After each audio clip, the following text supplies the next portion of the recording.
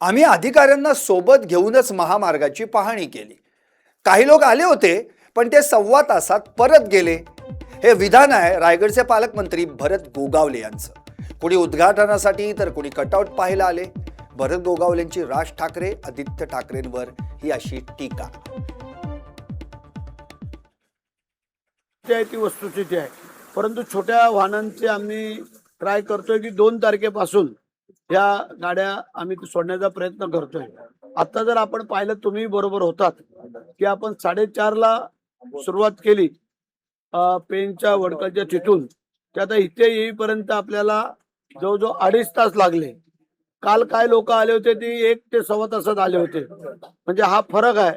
आम्ही प्रॉपर ज्या ज्या ठिकाणी आम्हाला वाटलं पटलं तिथं अधिकाऱ्यांना घेऊन आपण पाहणी केली, सगळ्यांना विचारपूस केली. एक जण आले होते ते त्यांच्या मानगावच्या मध्यवर्ती कार्यालयाचं उद्घाटन, आणि एक आले होते ते भरत शेठचे कटआउट किती लागलेत कसे लागलेत हे पाहणी करण्यासाठी आले.